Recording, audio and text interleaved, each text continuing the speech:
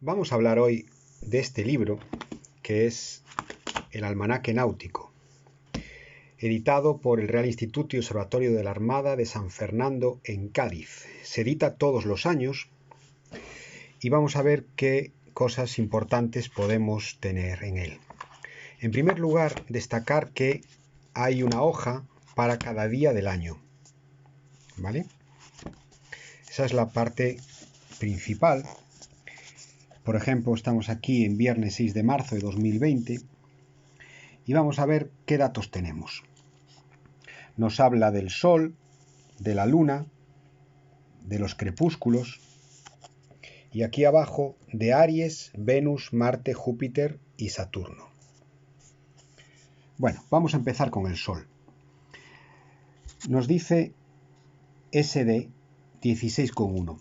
Es el semidiámetro, ¿vale? ¿Esto por qué es importante? Bueno, el semidiámetro nos va a ser importante porque normalmente todas las referencias, todas las observaciones nos van a hablar del Sol en el limbo inferior, o sea, tocando el horizonte en la parte de abajo del Sol. Nos van a dar esa medida. Pero algún ejercicio nos habla del limbo superior. ¿Qué hay que hacer entonces? Pues hay que restarle 2 veces el semidiámetro para ese día. Lógicamente tendremos que ir al día adecuado y mirar cuál es el semidiámetro para ese día. El siguiente dato es el PMG, que es el paso por el meridiano de Greenwich, del Sol. Bueno, esto también es muy importante. Si yo aquí tengo los meridianos, por ejemplo, este es el meridiano 0, el meridiano de Greenwich, y me dice a qué hora está el Sol aquí, yo sabiendo mi longitud hacia el oeste o hacia el este, también puedo saber cuándo el Sol esté, por ejemplo, sobre este meridiano, que es en lo que los ejercicios le llaman el mediodía verdadero. Entonces, en el almanaque náutico buscaremos en el momento en el que está sobre el meridiano de Greenwich y sabiendo nuestra longitud, sabremos cuándo está sobre nuestro meridiano. Vamos a ver qué más cosas nos cuenta. El horario en Greenwich del Sol y la declinación del Sol para estas horas. Lógicamente son horas UT. Si tenemos hora civil del lugar, hora oficial, etcétera, tenemos que pasarlas a hora UT para poder entrar en el almanaque náutico. Vamos a ver la hora en Greenwich del Sol, la declinación del Sol y aquí abajo la hora en Greenwich de Aries. Bueno, vamos a ver. Vamos a hacer aquí otro dibujito de la esfera celeste. Imaginemos que esto es el meridiano 0 de Greenwich, que esto es el Sol. Vamos a pintarlo así, el Sol. Vale.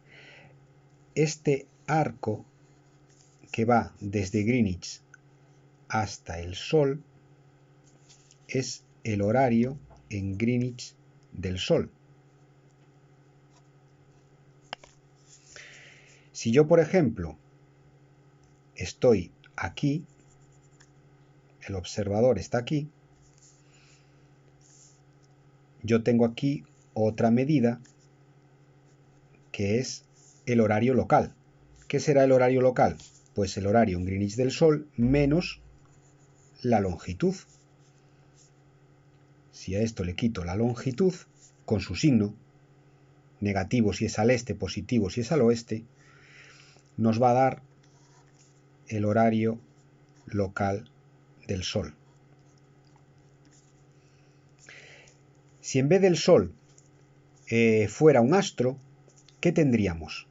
Vamos a hacerlo en otro lado para no confundirnos. Pues seguimos teniendo el meridiano 0. Aquí tenemos, ya no tenemos el Sol, ahora tenemos una estrella. Aquí tenemos el punto de Aries. Y tenemos este dato que aparece en el almanaque náutico. El horario en Greenwich de Aries. Este arco es lo que nos aparece aquí para cada hora. ¿Cómo sabemos entonces esto? Pues esto es el ángulo sidéreo. Si yo al horario en Greenwich de Aries le sumo el ángulo sidéreo de la estrella, voy a tener el horario en Greenwich de la estrella. Y si a esto le resto la longitud, pues voy a tener el horario local de la estrella. Exactamente igual. Y esos datos son los que aparecen aquí, el horario en Greenwich del Sol y el horario en Greenwich de Aries. ¿Qué pasa entonces con el ángulo sidéreo? Bueno, pues nos venimos aquí y vamos a buscar correcciones. Aquí está. Estrellas, ángulo sidéreo. Buscamos cada estrella, la que nos interese, nos dice qué magnitud tiene y tenemos unos grados. Por ejemplo, Alcaid tiene 152 grados. Y ahora tenemos que sumarle estos minutos dependiendo el mes.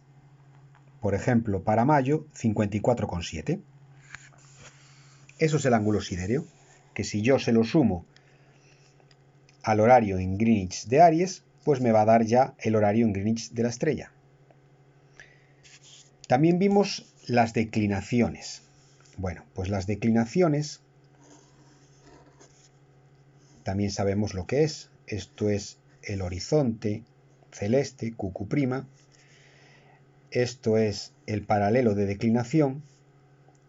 Y aquí tenemos un astro, ¿vale? Pues este arco que va del ecuador hasta el paralelo de declinación es la declinación, ya sea del Sol o de la estrella. Volvemos al almanaque y vemos la declinación del Sol, también para esta hora. Para Aries no tenemos declinación, nos tenemos que ir a la página de las estrellas y en una tenemos el ángulo sidéreo y en el otro tenemos la declinación. Lo mismo, buscamos la estrella, nos indica la magnitud, nos da unos grados y unos minutos dependiendo en qué mes estemos. Una cosa importante con respecto a los horarios y a las declinaciones, y es, si yo voy a calcular un horario, por ejemplo en Greenwich del Sol, de las 5:30 y yo tengo de las 5 y tengo de las 6, ¿qué hago? Me tengo que ir a una tabla de correcciones que aparece por aquí, también al final, y por ejemplo, para 15 minutos, 15 segundos, para el Sol, pues tenemos 3 grados 48,8. Y si fuera para Aries, 3 grados 49,4. Esto solamente es para los horarios. Tenemos que añadírselo a los horarios para calcular los intervalos de tiempo, ya sea para el Sol o sea para Aries, en los horarios. En la declinación no. ¿Qué vamos a hacer en la declinación? Pues si sabemos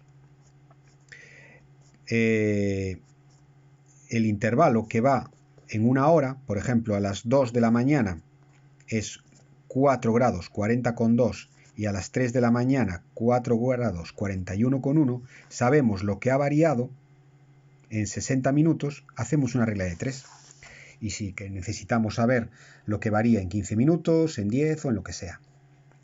Así es como se calculan las declinaciones por el intervalo y los horarios por la corrección de minutos. Venus, Marte, Júpiter, Saturno y la Luna no entran en el temario, así que nos olvidamos. Vamos ahora a los crepúsculos.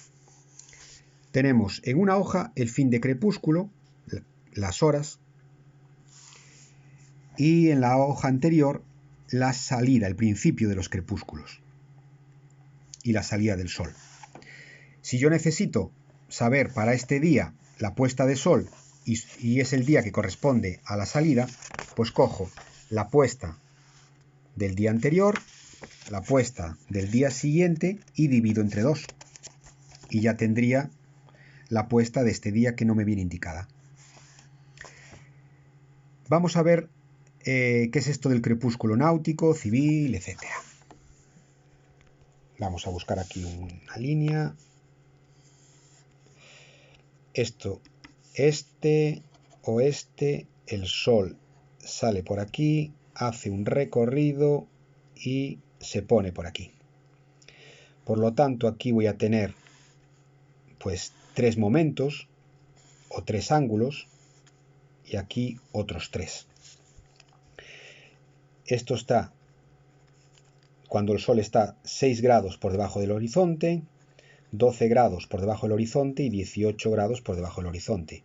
Aquí lo mismo, 18 grados, 12 grados, 6 grados. Esto es el civil, esto es el náutico y esto es el astronómico. Astronómico, náutico y civil.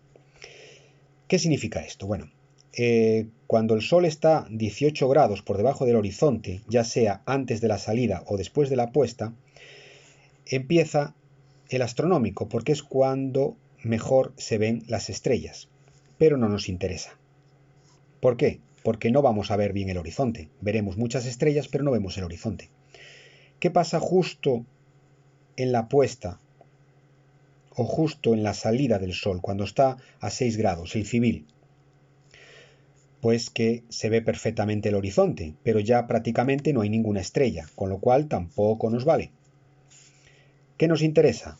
El náutico, porque en este momento vemos perfectamente el horizonte y vemos las estrellas de primera y segunda magnitud. Las demás no nos interesan, pero con esas nos podemos arreglar perfectamente. Entonces,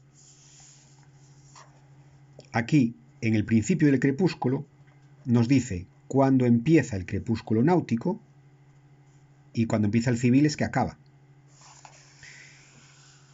Y aquí, al final del crepúsculo, pues cuando acaba el civil es cuando empieza el náutico y cuando acaba el náutico termina. Con lo cual ya sabemos qué horario tenemos para las observaciones, ya sea en el momento del orto o en el momento del ocaso. ¿Qué más cosas importantes? Bueno, nos queda una bastante importante, que es la página 387. La página 387 se mantiene siempre en todos los almanaques. Siempre es la misma y la numeración va a cambiar poquito.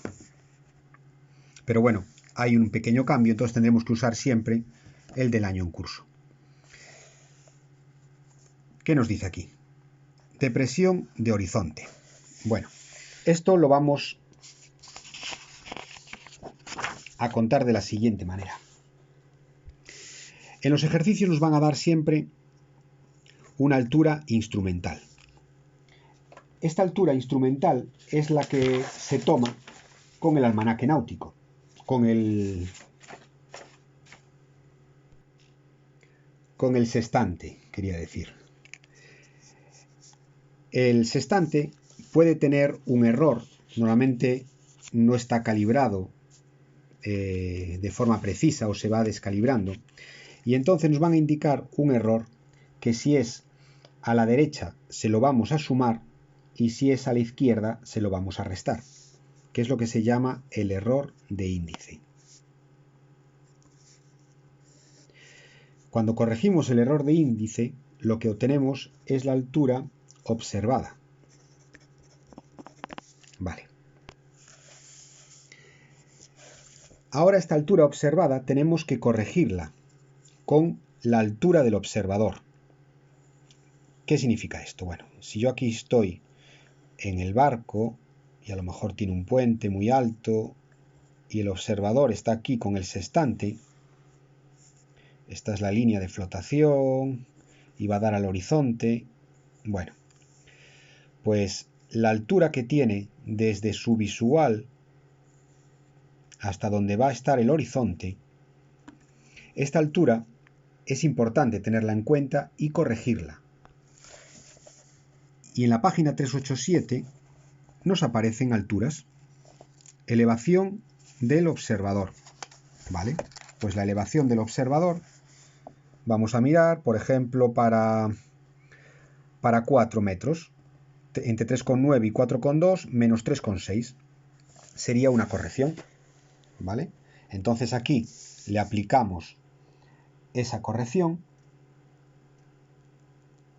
de la tabla A y nos va a dar la altura aparente. ¿Vale? Esta altura aparente vamos a hacer dos cosas. Dependiendo si es para el Sol,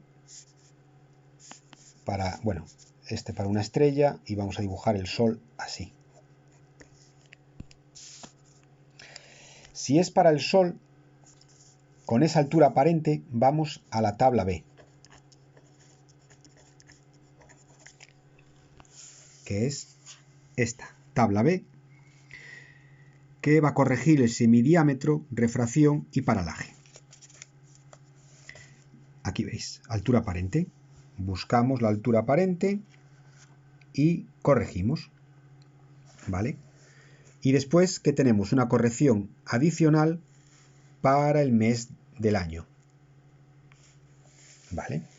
Entonces, cogemos la altura aparente, corregimos con la tabla C, con la tabla B y corregimos con la tabla del mes. ¿Y qué obtenemos? La altura verdadera. ¿Y si fuera una estrella? Bueno, si fuera una estrella, la tabla que vamos a usar es la tabla C. También para obtener la altura verdadera. Tabla C, planetas y estrellas. Refracción para las estrellas y paralaje para los planetas, pero bueno, como decíamos, los planetas no nos interesan, con lo cual nos quedamos con la corrección de la tabla C de refracción. Buscamos la altura aparente que nos haya dado, le aplicamos la corrección, tabla C, y nos da la altura verdadera.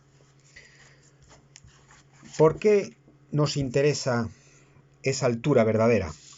Bueno, para poder situarnos y cambiar una situación mala por una buena, vamos a necesitar lo que se llaman determinantes de la recta de altura. Esos determinantes son la diferencia de alturas, que va a ser igual a la altura verdadera, que es lo que acabamos de hacer, menos la altura estimada, que ahora veremos cómo la calculamos. Y el azimut verdadero,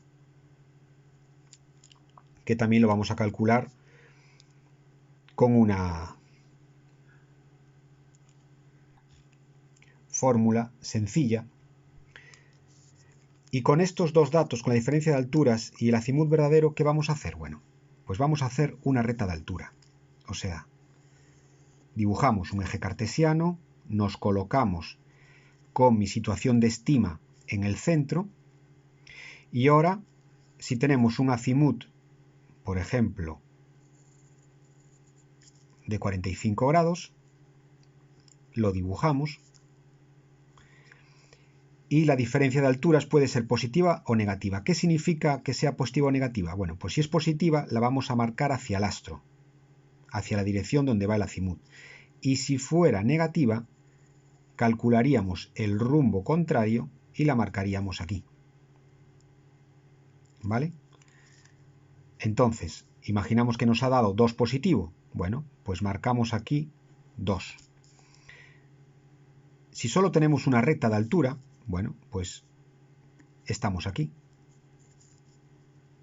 Hacemos esto para ver y tenemos una diferencia de longitud más al este de lo que nosotros contábamos y una diferencia de latitud más al norte de lo que nosotros esperábamos. Estamos más al norte y estamos más al este. ¿Cómo medimos la diferencia de alturas para poder marcarla? ¿Cómo medimos la latitud para saber exactamente la diferencia, bueno, o la longitud, pues hacemos una línea milimetreada, tiramos otra línea con un ángulo igual a la latitud estimada, ¿vale? Y en esta línea vamos a medir diferencias de longitudes, ¿vale? Si yo necesito 2, yo cogeré aquí los 2. Pero si necesito latitud o necesito diferencia de alturas, lo voy a coger sobre esta línea.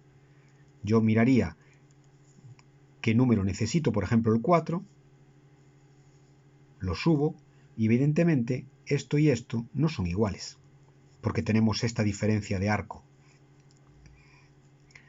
Entonces aquí, con estas medidas, vamos a tomar diferencias de latitudes y diferencias de alturas, y aquí diferencias de longitudes. En eso consiste hacer una recta de altura. Y bueno, interesante sería si tenemos 2. Si tenemos 2, ¿qué hacemos? Bueno, pues tenemos 2, en vez de quedarnos aquí, lo que le trazamos es lo que se llama esta perpendicular, que es la recta de altura. Pondríamos el siguiente azimut a la siguiente estrella con su diferencia de alturas, le hacíamos otra perpendicular, y donde se me corten las dos perpendiculares es donde estamos. Y haríamos la medición, pues eso, llevaríamos este punto a la recta de longitud y a la recta de latitud y mediríamos con el compás y lo llevaríamos a la escala correspondiente de diferencia de latitud, de diferencia de longitud y de diferencia de alturas. Así de sencillo. ¿Qué nos falta saber? Nos falta saber la fórmula de la altura estimada y la fórmula del azimut verdadero. Pues muy sencillos. La tangente del azimut verdadero es igual al seno de C dividido del coseno de A por tangente de B menos seno de A por el coseno de C. La tangente del azimut verdadero es sencillo, los constantes menos los secos. Constantes, coseno de A, tangente de B, menos los secos, seno de A, coseno de C. Vale, pero ¿qué es A, B y C? A, B y C son memorias de la calculadora. Vamos a meter 3 parámetros en las memorias de la calculadora y no tendremos que repetirlos. Simplemente poniendo la memoria iremos mucho más rápido. Vamos a ver lo que son, pero vamos primero, casi prefiero explicar la siguiente fórmula porque las memorias van a ser las mismas.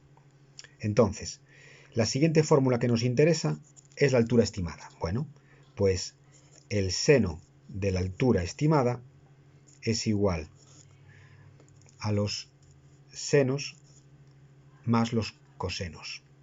El seno de A por el seno de B más coseno de A por coseno de B por coseno de C. 2 senos más 3 cosenos.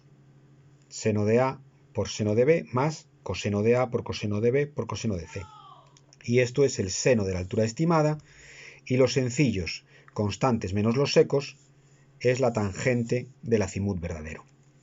Vale, solamente nos queda saber qué ponemos en las memorias. Bueno, en la A la vamos a tener siempre la latitud del observador, la latitud estimada del observador. Esto es un dato que nos lo va a dar el ejercicio. En B, ¿qué vamos a tener? La declinación del astro, del Sol, de la estrella. También vimos cómo verlo en el almanaque náutico. Bien, ¿Qué nos queda? C, el ángulo en el polo. Bueno, ¿qué es el ángulo en el polo? Sabíamos lo que era el horario local, por ejemplo, del Sol, ¿verdad? Lo teníamos aquí. El horario local del Sol era el horario en Greenwich del Sol menos nuestra longitud. El Sol se va a mover siempre hacia el oeste. Son horarios. Los horarios son como el reloj. Se mueven siempre así. Es fácil de recordar. Siempre hacia el oeste. Los horarios van siempre hacia el oeste. Vale. ¿Qué pasa si el horario local está menos de 180 grados? Vamos a poner mejor aquí. Vamos a hacer otro dibujo. Y en vez de poner aquí Greenwich, Greenwich me da igual, como si lo pongo aquí, ¿vale? Aquí lo que me importa es la longitud del observador, ¿vale? Esta es su longitud. Esta es su longitud. Y ahora, el Sol, por ejemplo, lo ponemos aquí. Esto sería el horario en Greenwich del Sol y esto sería el horario local del Sol, ¿verdad? Vale. Si está menos de 180 grados, ¿vale? Significa que el ángulo en el polo va a ser igual al horario local, ya sea del Sol, de la estrella, ¿vale? Simplemente, si es menor de 180, coincide y el ángulo del polo va a ser igual que el horario local. Pero ¿qué pasa si está aquí, el Sol? Tenemos que seguir yendo hacia el oeste. El horario local va a pasar de 180, ¿vale? Pero el ángulo en el polo no puede pasar de 180, porque el ángulo en el polo es el arco hacia el oeste o hacia el este menor de 180. En este caso, ¿qué haríamos? Bueno, por aquí es mayor de 180. A mí me interesa entonces hacia el lado contrario, hacia el este, que va a ser menor. ¿Qué hago? Pues la vuelta completa, 360, le quito 360 menos el horario local de la estrella o del Sol, me va a dar el ángulo en el polo. Entonces, si es menor de 180, esto es cuando es menor de 180. Y esto cuando es mayor de 180. Cuando es menor, coincide, el ángulo en el polo coincide con el horario local. Cuando es mayor, 360 menos el horario local y me queda hacia el este. Esto sería un ángulo en el polo hacia el oeste y esto sería un ángulo en el polo hacia el este. Pues en la memoria C vamos a poner el ángulo en el polo. Y ya tenemos las dos fórmulas y ya tenemos la resolución de los principales ejercicios y ya tenemos, bueno, una explicación de lo que nos vamos a encontrar en el almanaque náutico.